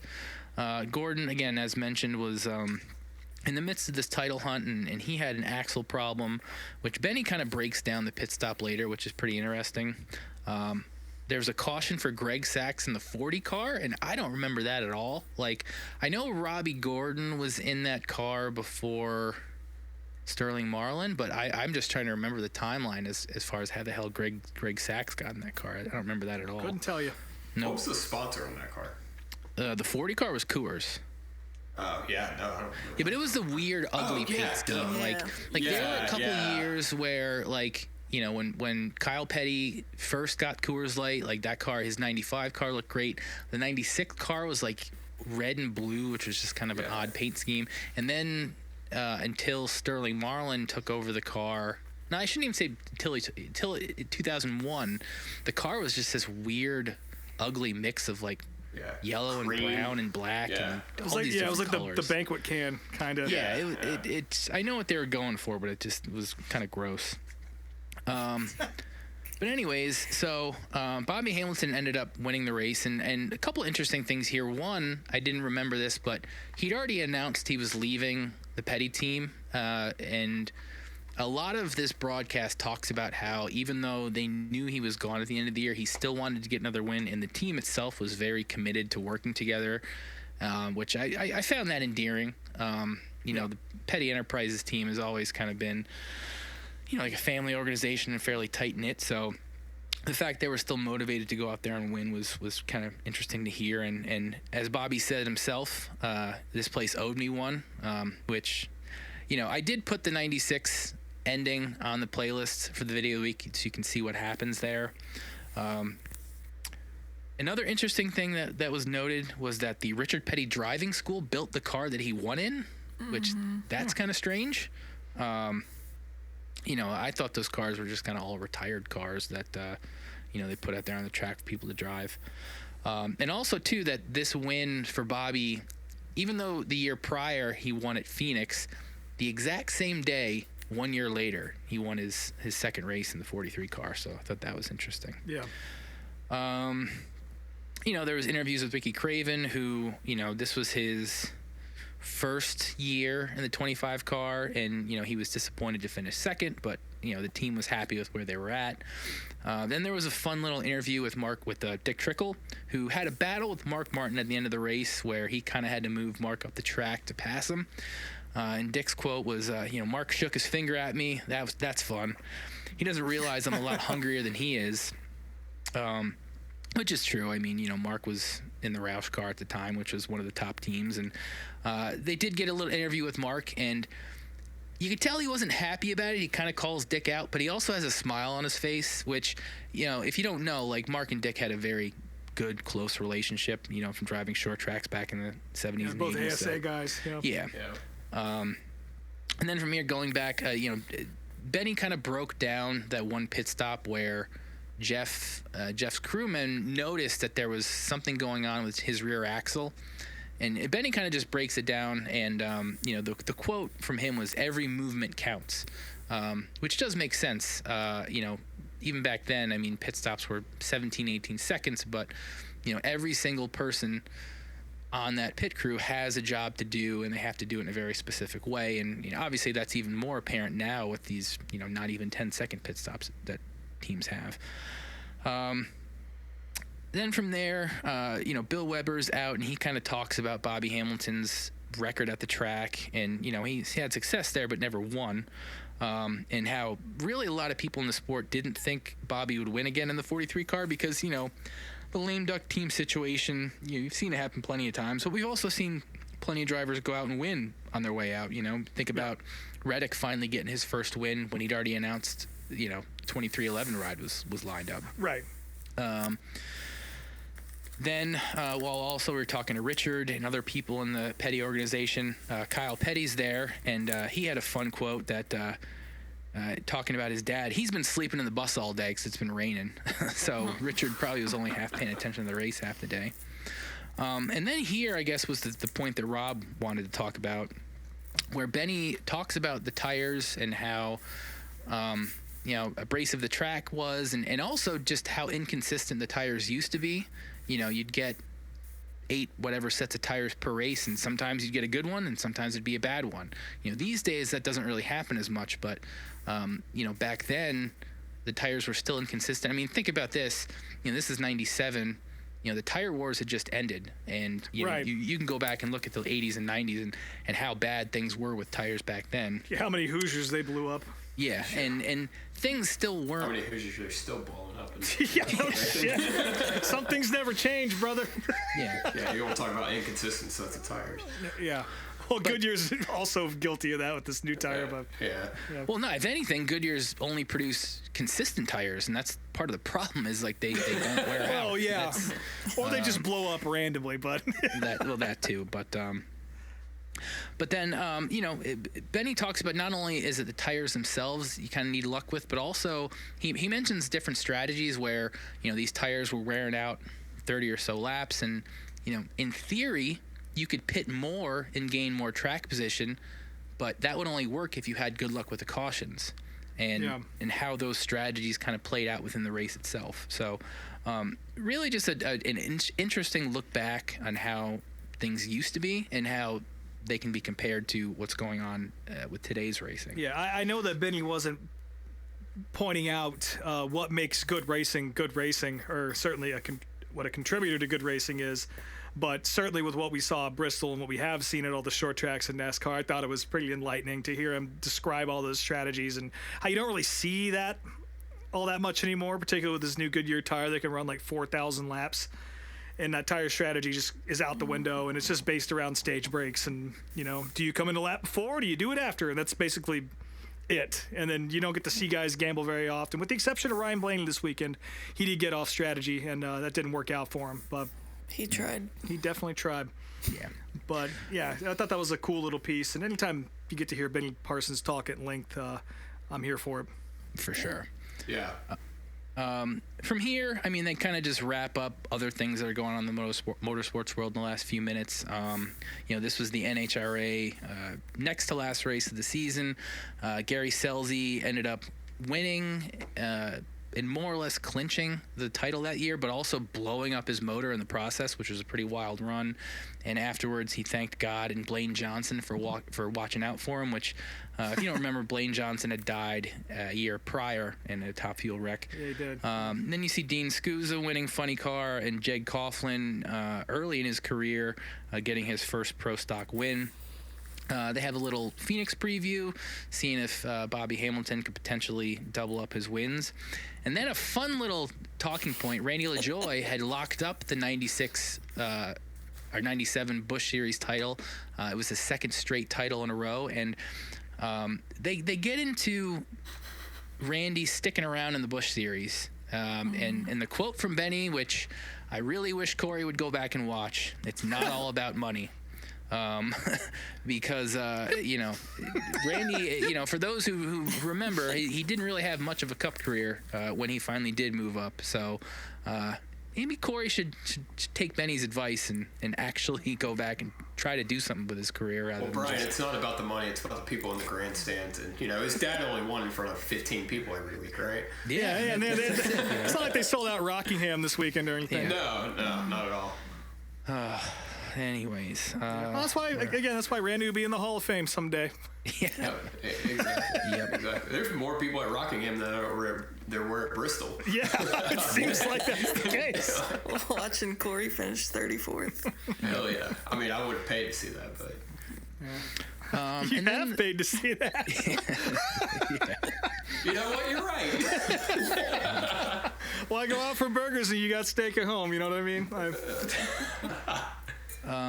So then the other race I wanted to highlight, and again, I only wanted to show the last couple laps because I didn't want to make us sit through a whole race, was the 1998 Good Runch 200 from Rockingham. This is bad to the fucking bone. Yeah, this is Yeah.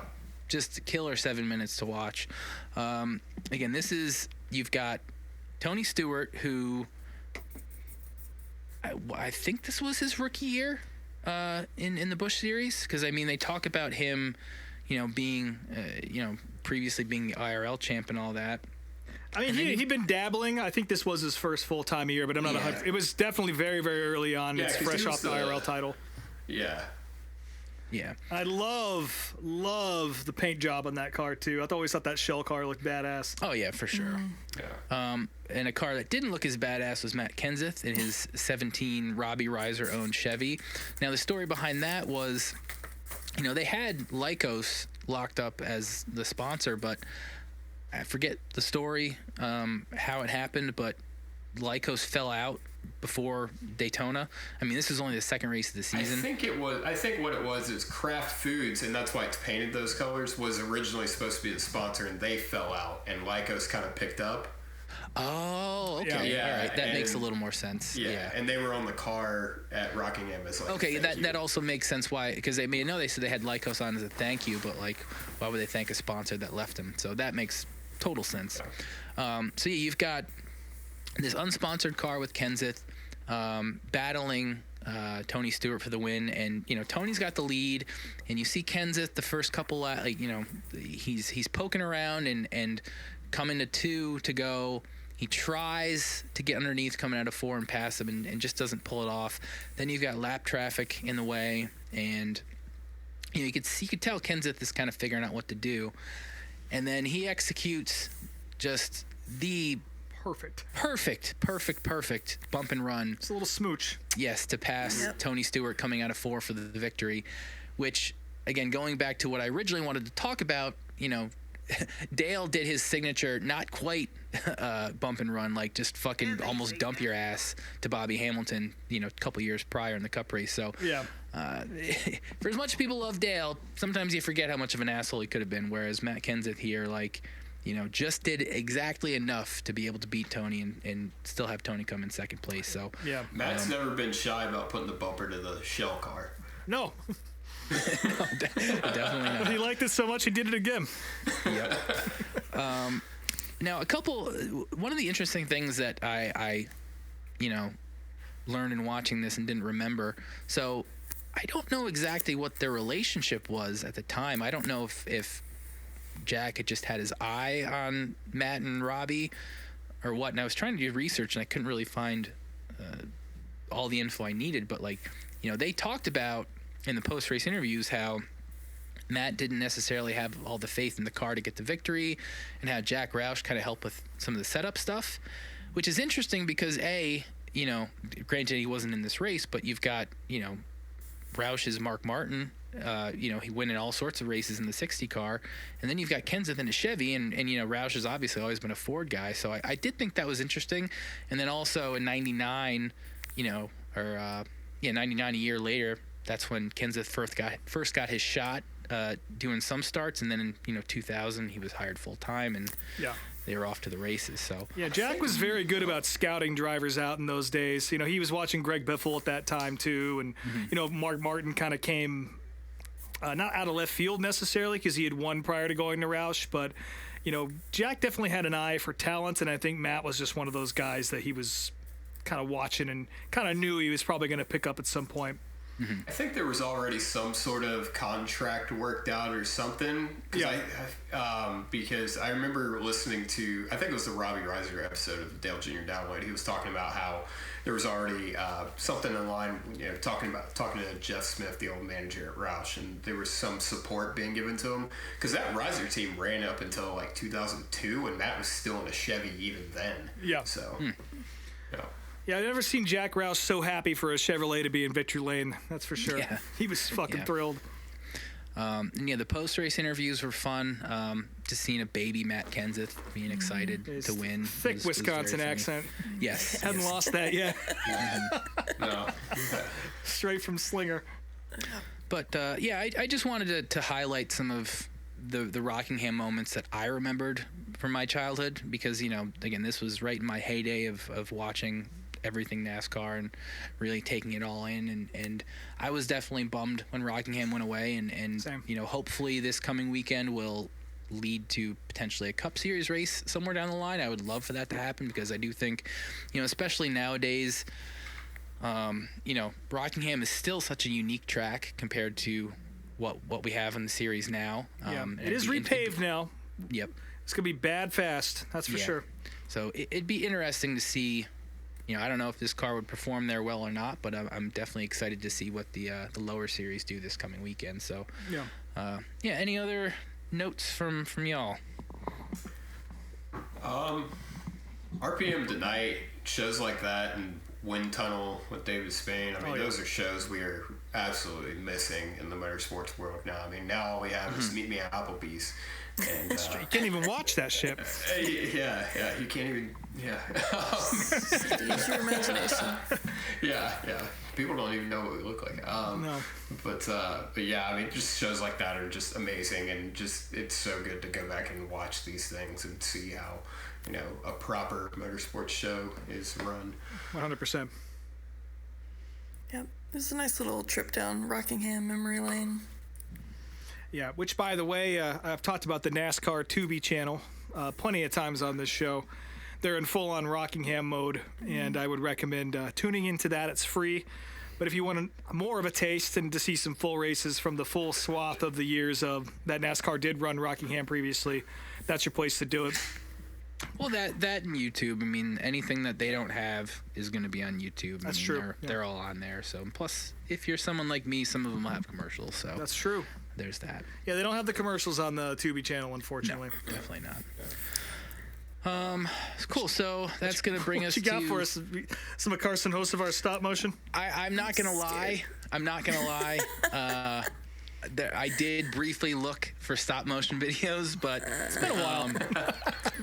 I wanted to go with something a little bit lighter this week. So earlier this week, Brock Beard, one of the only NASCAR YouTubers I'm truly a fan of, he put out a 3-part documentary. Well, 2 parts are out now, and the third is going to be tomorrow, I guess, an interview with Jerry Nadeau about the history of the Cartoon Network Wacky Racing Team. Oh, yeah, I saw that. So I figured this would be a good excuse to watch at least part 1. So that's going to be on the Video of the Week playlist. I just watched 3 before February last night.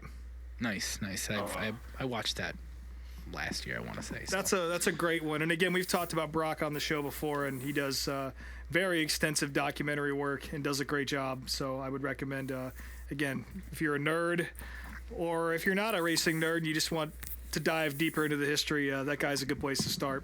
For sure. Yeah, I watched part 1 of the Cartoon Network doc last night, and it was very good. Yeah. Very good. Yeah, I expect nothing less out of him, so I'm excited to watch it. So yeah, that's next week. But yeah, so Rockingham is this weekend. None of us will be there, but we'll all be watching. Well, Buddy Buddy will be there. Oh, Buddy will be there. Well, I'm fucking Not on idiot. the Buddy will train. be there. No, not on the train, which is No, it hardly not on the counts. train. Yeah, no, not riding the train. I'll lick the rock for you guys. Perfect. Yeah. Great. Is that a thing to do? It is now. It is now, yeah, exactly. You've heard of kissing the bricks. Now you're licking the rock. Get ready for it, yeah. Hoping it gives me some psychedelics, something or another, yeah. Yeah. Why not? Yeah. So, yeah, I'm trying to think of what else to even say. Next week's Talladega, that'll be a shit show, I'm sure. So. Yeah. I will be there camping You'll be for there, 4 so. days, so I'll have plenty of stories to share. You going to the late model race? Gonna try that again? I don't know, maybe. Just gonna wing it next week. So Well, go say hi to Kyle Armstrong at the Simpson trailer. He's gonna be part. He's gonna be at Talladega, both racetracks. So be sure to go say hi to him. I gotta hit with him that. up Hit soon with the for rock at that racetrack. Yeah.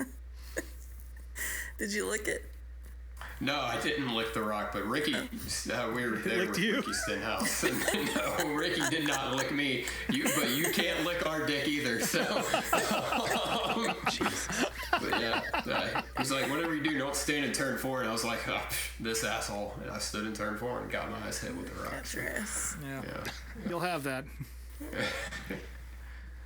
Cool. Well, as always, you can join us on Instagram at meetmeatapplebees and on Twitter at meetmeatthebees. I am Speedway Screens and all the things. SpeedwayTSJ.etsy.com is the shop, and MMA Applebees for 15% off at checkout. Very nice. I'm still Snake Mountain _ True Love. I've got nothing to plug, so I do need to share some pictures and videos from Cordele though, so Cool watermelon photos. yeah, I'll work on that. I do really appreciate Buddy coming on this week to share his car store knowledge. He is definitely a dog. If you're ever at a NASCAR race, there's a 90% chance that Buddy is somewhere. He's out there. Yeah, that's Off true. that I mean, race. now that I think about it, like, I feel like 75% of the races I've been to the last 3 or 4 years, I've seen Buddy at. Were you at Darlington, Buddy, or Oh, he's no? at Darlington, yeah. Oh, yeah. I was Okay, at I Darlington. didn't see. I was just about to say I didn't know he was there until he materialized in front of me after the race, and we stood around and shot the shit. That was nice. Yeah, I'm like the Matt Weaver of like NASCAR fans. Like you don't see me the whole day, but I just spawn out of nowhere at the moment's notice. Apparently, In that shit. Yeah. Well, who are you, buddy? You got anything to plug? I am the Buddy Pulley on all social media platforms, and then I host a show on Above the Yellow Line, A2L Media's YouTube channel called On Tour. It's specifically about late model racing and mostly about the car store. So we'll be putting out an episode from Cordele tomorrow, actually. Well, I guess Wednesday. So Hell yeah. today. Perfect. So, Perfect. Yeah. We're competitors, apparently. I think so. Yeah. High tides raise all ships, right? Fucking A, something like that. Yeah. You lick my rock, I'll lick your rock. Yeah. Yeah.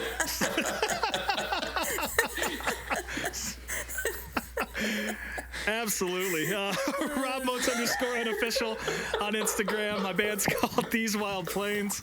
Yeah, I'll be at Thompson on tonight.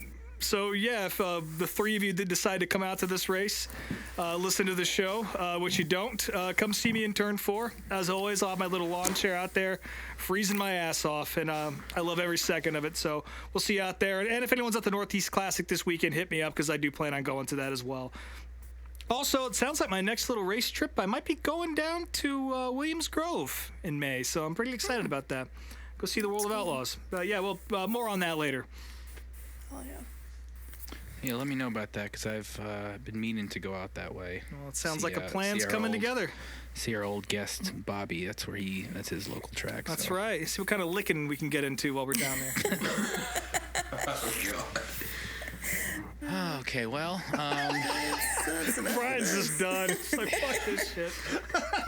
yeah, I don't know. He's got a Lick the comment salt section on the to go margaritas check. and get the fuck out of here. The check is clear. The check is here, and the table's been licked clean. So thanks for joining us at Applebee's, and we'll talk to y'all next week.